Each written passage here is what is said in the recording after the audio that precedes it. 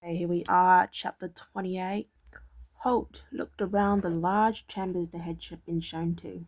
Well, he said, it's not much, but it's home. In fact, he wasn't being quite fair with his statement.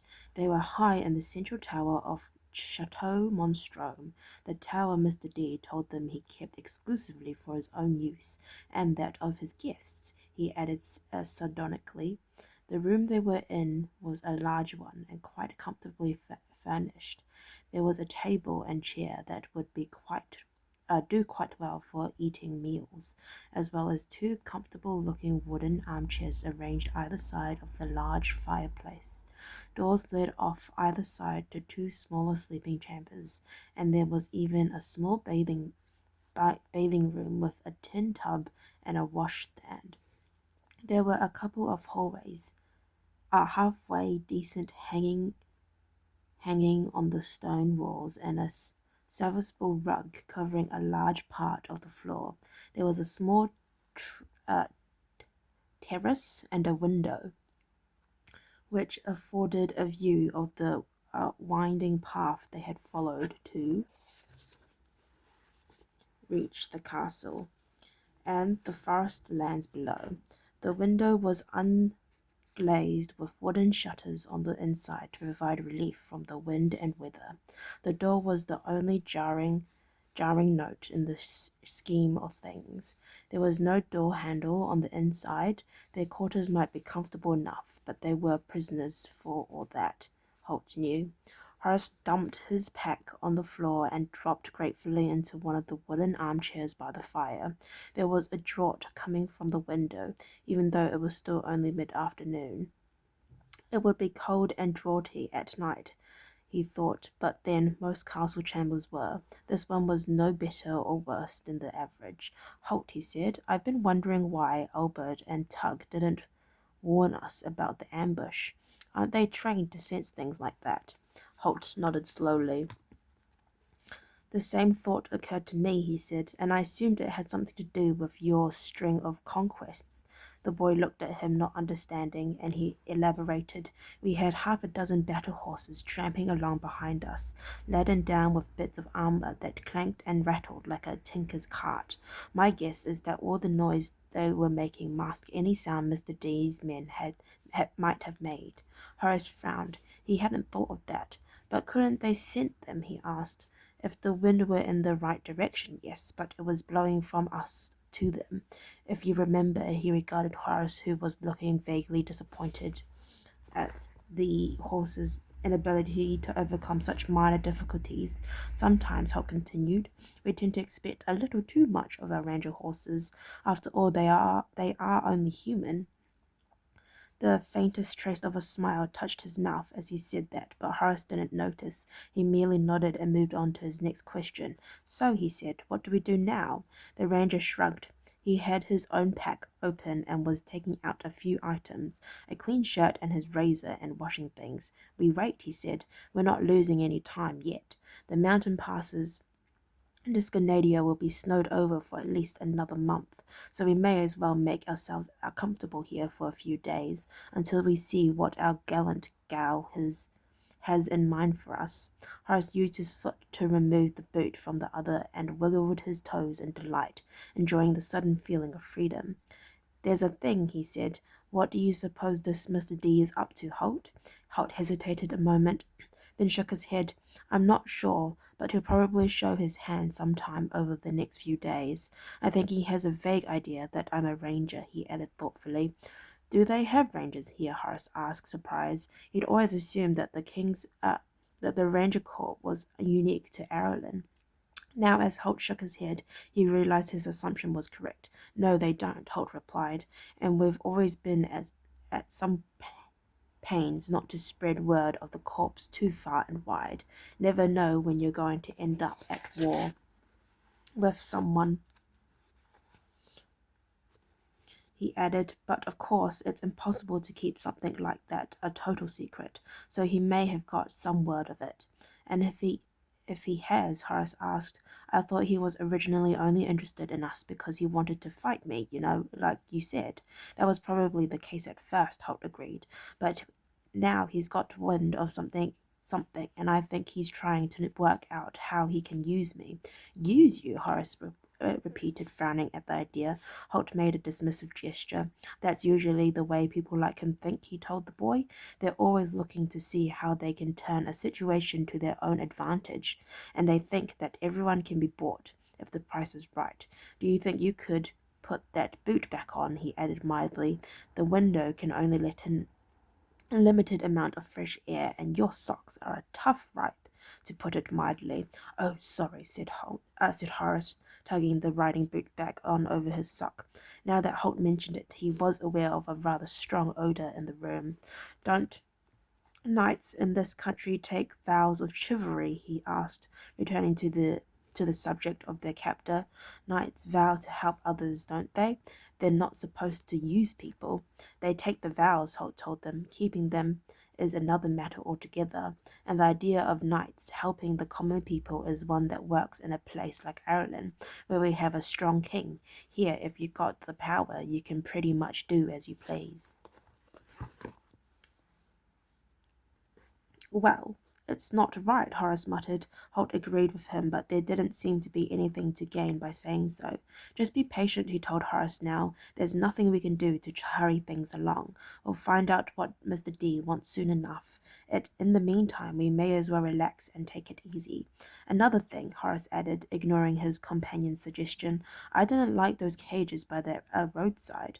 No true knight could ever punish anyone that way, no matter how bad their crime might be. Those things were just terrible, terrible, inhumane." Holt met the boy's honest gaze. There was nothing he could offer by way of comfort. Inhumane was an apt description of the punishment. "Yes," he said finally, "I didn't like those either. I think that before we leave here, my lord Mr. D might have a little explaining to do on that matter." They dined that night with the Gallic warlord. The table was an immense one, with room for 30 or more diners, and the three of them were uh, dwarfed by the empty space around them. Serving boys and maids scurried about their tasks, bringing extra helpings of food and wine as required. The meal was neither good nor bad, which surprised Holt a little. Gallic cuisine had a reputation for being exotic and even outlandish. The plain fare that was served up to them seemed to indicate that the reputation was an unfounded one. The one thing he did notice was that the serving staff went about their task with their eyes cast down, avoiding eye contact with any of the three diners. There was a palpable air of fear in the room, accentuated with any of the servers had to move close to their master to serve him with food or to fill his goblet. Holt sensed also that Mr. D was not only aware of the tension in the atmosphere, he actually enjoyed it. A satisfied half-smile would touch his cruel lips whenever one of the servers came close to him, eyes averted and holding his or her breath until the task was completed. They spoke little during the meal. Mr. D seemed content to observe them, rather as a boy might observe an interesting and previously unknown bug that he had captured. In the circumstances, neither Holt nor Horace were inclined to offer any small talk. When they had eaten and the table had been cleared, the warlord finally spoke what was on his mind. He glanced dismissively at Horace and waved a laughing hand towards the stairway that led to the chambers. "I won't keep you any longer, boy," he said. "You have my leave to go." Flushing slightly at the ill-mannered tone, Horace glanced quickly at Holt and saw the ranger's small nod. He rose, trying to retain his dignity, trying not to show the Gallic knight his confusion. "Good night, Holt," he said quietly, and Holt nodded again. "Night, Horace," he said. The apprentice warrior drew himself up, looked Mr. D in the eye, and abruptly turned and left the room. Two of the armed guards who had been standing by in the shadows instantly fell in behind him, escorting him up the stairs. It was a small gesture, Horace thought as he climbed to his chambers, and it was probably a childish one, but ignoring the master of Chateau Monstrom as he left made him feel a little better. Mr. D waited until the sound of Horace's footsteps on the stone flag stairs had receded. Then, pushing his chair back from the table, he turned a calculating gaze on the ranger. Well, Master Holt, he said quietly, it's time we had a little chat. Holt pursed his lips. About what? He asked. I'm afraid I'm just no good at all with gossip. The warlord smiled thinly. I can tell you're going to be an amusing guest, he said.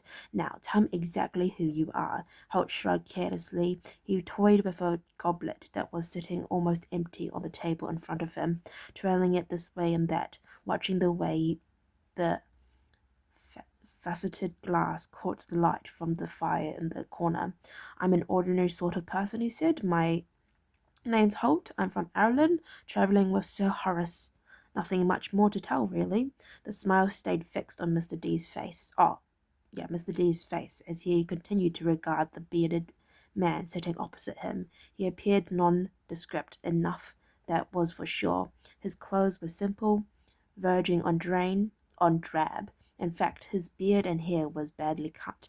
They looked as if he had cut them himself with a hunting knife, though Mr. D, unaware that he was only one of the many people to have that very same thought about Holt. Well, that's kind of funny. He saw a small man, too. His head beardy came up to the warlord's shoulders, but he was muscular for all that, and, spite of the grey hairs in his beard and hair, he was in excellent physical condition. But there was something about the eyes, dark and steady and calculating, that belied the claim of ordinariness that the man made now. Mr. D prided himself that he knew the look of a man who was used to command, and this man had it definitely. Plus, there was something about the equipment. It was unusual to see a man with his unmistakable air of command who was not armed as a knight. The bow was a commoner's weapon in Mr. D's eyes, and the double knife scabbard was something he had not encountered before. He had taken the opportunity to study the two knives. The larger one reminded him of the heavy sax knives carried by the Scandinavians. The smaller knife, razor sharp, like its companion, was a perfectly balanced throwing knife. Unusual weapons indeed for a commander, Mr. D thought. The stranger's cloak fascinated him as well. It was patterned in irregular daubs of green and grey, and he could see no reason for the colours of the pattern. The deep cowl served to hide the man's face when he pulled it up in place. Several times during their ride to Monstrom, the Gallic knight had noticed that the cloak seemed to shimmer and merge with the forest background, so that the small man almost disappeared from sight. Then the illusion would pass. Mr. D, like many of his countrymen, was more than a little superstitious. He suspected that the cloak's strange properties could be some form of sorcery. It was this last thought that had led to his somewhat equivocal treatment of Holt. It didn't pay to antagonize sorcerers, the warlord knew, so he determined to play his cards carefully until he knew exactly what to expect of this mysterious little man.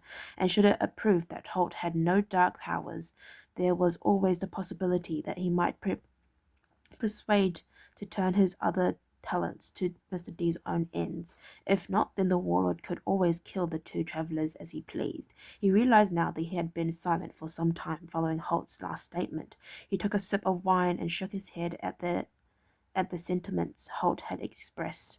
Not ordinary in any way, I think, he said. You interest me, Holt. Again the ranger shrugged. I can see why, he replied mildly. Mr. D twirled his wine goblet between his fingers. There was a tentative knock on the door, and his head steward entered apologetically and a little fearfully. He had learned by bitter experience that his master was a dangerous and unpredictable man. What is it? Mr. D said, angry at the intrusion. Your pardon, my lord, but I wondered would there be anything more? Mr. D was about to dismiss him when a thought struck him. It would be an interesting experiment to provoke the stranger Ireland, he thought, to see which way he jumped. Yes, he said, send for the cook. The steward hesitated, puzzled. The cook, my lord, he repeated. Do you require more food? I require the cook, you fool. Mr. D snarled at him. The man hastily backed away. At once, my lord, he said, backing nervously towards the door. When he had gone, the Gallic ward smiled at Holt. It's almost impossible to find good staff these days, he said. Holt eyed him contemptuously. It must be a constant problem for you, he said evenly. Mr. D glanced keenly at him, trying to sense any sarcasm behind the words. They sat in silence until there was a knock at the door and the steward returned. The cook followed a few paces behind him, nervously wringing her hands in the hem of her apron. She was a middle-aged woman, and her face showed the strain that came from working in Mr. D's household. The cook, my lord, the steward announced. Mr. D said nothing. He stared at the woman the way a snake stared at a bird. Her wringing of the apron became more and more pronounced as the silence between them grew. Finally, she could bear it no longer. Is something wrong, my lord? She began. Was the meal not? You do not speak, Mr. D shouted, rising from his chair and pointing angrily at her. I am the master here. You do not speak before me, so remain silent, woman. Holt's eyes narrowed as he watched the unpleasant scene. He knew that this was all being done for his benefit. He sensed that Mr. D wanted to see how he might react. Frustrating as it might be, there was nothing he could do to help the woman right now. Mr. D shot a quick glance at him, confirming his suspicions, seeing that the smaller man was as calm as ever.